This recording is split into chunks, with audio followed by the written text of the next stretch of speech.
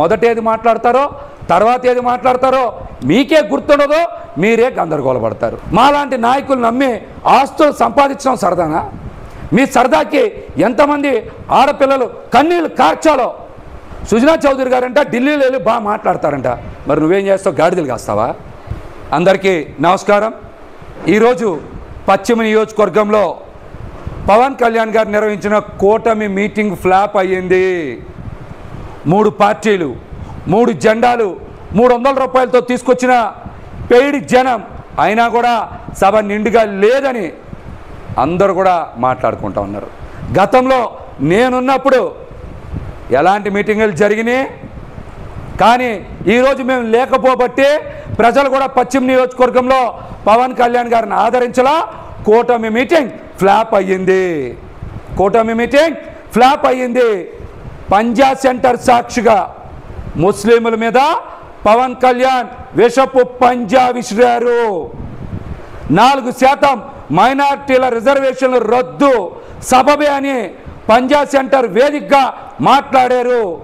BJP ఏదైతే ముస్లిం రిజర్వేషన్ల రద్దుకి ప్రకటన చేసిందో దానికి అనుకూలంగానే పవన్ కళ్యాణ్ గారు కూడా 4% రిజర్వేషన్లు సబబే అని మాట్లాడి ముస్లింల పట్ల ఆయన వ్యతిరేక భావాన్ని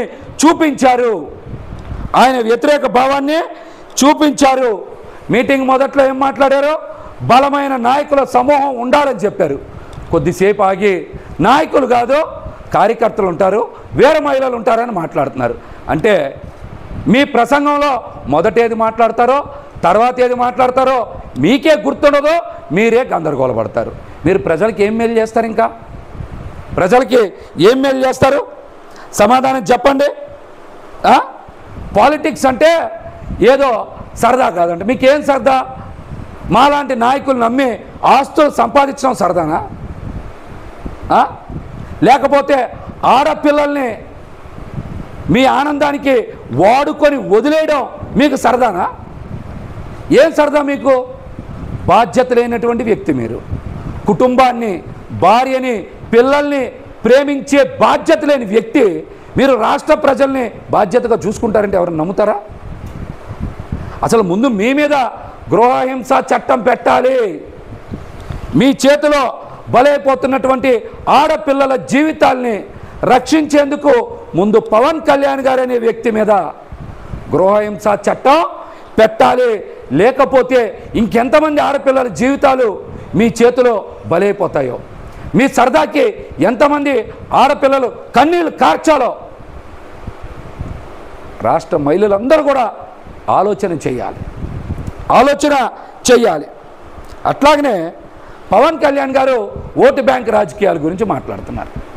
మీరు కదా పాపం కాపు సామాజిక వర్గాన్ని, యువతని, మాలాంటి బీసీల్ని మభ్యపెట్టి ఓటు బ్యాంక్ రాజకీయాలు చేసి ఆ ఓట్లన్నింటినీ కూడా ప్యాకేజీ కోసం చంద్రబాబు గారికి అమ్ముకొని మాయ చేసినటువంటి మీరు రాజకీయాల గురించి మాట్లాడే అర్హత ఉందా?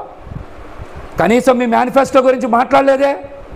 ఏంటి మీ మేనిఫెస్టో? తెలుగుదేశం పార్టీ మేనిఫెస్టోనే జనసేన బీజేపీ మేనిఫెస్టోనా? అసలు మీకు మేనిఫెస్టో లేదే. ఒక్క అంశం మాట్లాడారు అంశాల మీద చెప్పండి. మార్పు కావాలని వచ్చారంటున్నారు. మీరు ఏం మార్పు తీసుకొచ్చారు? తెలుగుదేశం పార్టీ పల్లకి మోయడం, చంద్రబాబు గారికి సేవకుడిగా ఉండడం తప్పించి మీరు ఏం మార్పు తీసుకొచ్చారో సమాధానం చెప్పండి. ముందు సమాధానం చెప్పండి. కాపు రిజర్వేషన్ల గురించి పోరాటం చేసి అనేక అవమానాలు, బాధలు పడ్డ ముద్రగడ పద్మనాభం గారి ఉద్యమానికి మీరు మద్దతు ఇవ్వలేదంటే కాపు రిజర్వేషన్లకి మీరు వ్యతిరేకమనేగా అర్థం. ముందు దీని మీద సమాధానం చెప్పండి. కాపు రిజర్వేషన్స్కి పవన్ కళ్యాణ్ అనే వ్యక్తి అనుకూలమా వ్యతిరేకమా? దీనికి సమాధానం చెప్పండి. అసలు జగన్మోహన్ రెడ్డి గారు ఎన్ని ఉద్యోగాలు ఇచ్చారో మీకు తెలియదు. వాలంటీర్ ఉద్యోగానికి, సచివాలయాల్లో ఇచ్చిన ఉద్యోగాలకి తేడా తెలుసా మీకు? రాష్ట్ర వ్యాప్తంగా సచివాలయాల్లో 2,30,000 ఉద్యోగాలు శాశ్వత ప్రాతిపదికనిచ్చినటువంటి వ్యక్తి జగన్మోహన్ రెడ్డి గారు. వాలంటీర్ ఉద్యోగానికే, అదేవిధంగా సచివాలయాల్లో ఇచ్చిన పర్మనెంట్ ఉద్యోగాలకి తేడా తెలవలేదు కాబట్టి మిమ్మల్ని ప్రజలు యాక్సెప్ట్ చేయట్లా. ప్రజలు మిమ్మల్ని యాక్సెప్ట్ చేయట్లా. ఏమని మాట్లాడుతున్నారు? కొత్త తరం నాయకులను తయారు చేస్తారా? ఈ మాయ మాటలు ఆపాలి మీరు. ఉన్న నాయకులు మొత్తాన్ని అమ్మేసుకొని ఆస్తులు సంపాదించుకొని మీరు మళ్ళీ కొత్త నాయకులను తయారు చేయడం ఏంటి? నాలాంటి నాయకులందరిని అమ్మేశారు కదా. ఇప్పటి వరకు ఏదో అనుకున్నాం, కొత్త స్టోరీ చెప్పాడు. 30 కోట్ల స్టోరీ చెప్పకుండా పశ్చిమ సీటు గురించి కొత్త స్టోరీ చెప్పారు. అమరావతి గురించి అంట సుజనా చౌదరి గారికి టికెట్ ఇచ్చారంట. సుజనా చౌదరి గారంట ఢిల్లీలో వెళ్ళి బాగా మాట్లాడతారంట. మరి నువ్వేం చేస్తావు? గాడిదలు కాస్తావా?